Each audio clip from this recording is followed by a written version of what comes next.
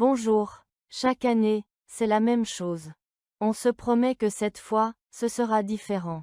Moins de fatigue, moins de stress, plus de légèreté et pourtant, quelques semaines plus tard, tout s'effondre. Si tu regardes cette vidéo, ce n'est pas parce que tu manques de volonté. C'est parce que personne ne t'a expliqué comment fonctionne ton mental.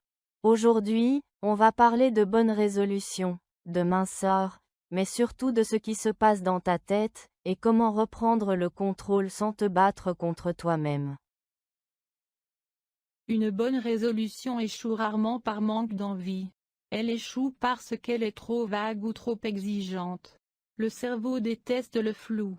Il déteste aussi l'effort brutal.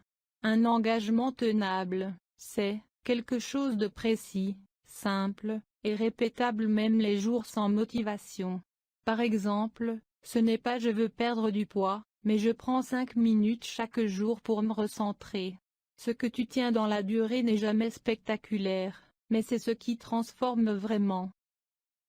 La minceur ne commence pas dans l'assiette. Elle commence dans la tête. Une routine mentale minceur, ce n'est pas se forcer. C'est calmer le bruit intérieur qui pousse à manger, compenser ou abandonner. Chaque jour, prends un court moment pour respirer calmement, observer tes pensées sans les juger, poser une intention simple.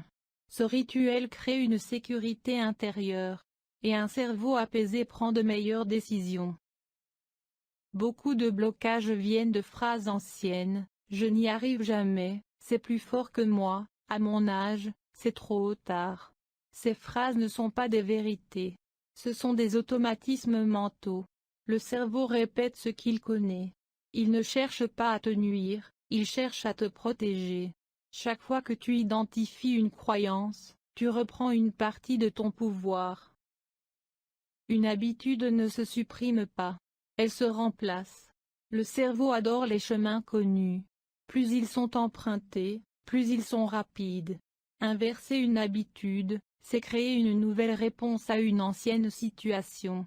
Stress, respiration, fatigue, pause, ennui, mouvement doux, ce sont ces micro-ajustements qui créent la transformation. Le cerveau fonctionne par récompense. Chaque comportement apporte un bénéfice, même caché. Quand tu manges pour te calmer, ce n'est pas un échec. C'est une stratégie de survie. En comprenant ce mécanisme, tu arrêtes de te juger, et tu peux proposer une alternative plus saine. La transformation durable commence toujours par la compréhension. À très vite dans la prochaine vidéo.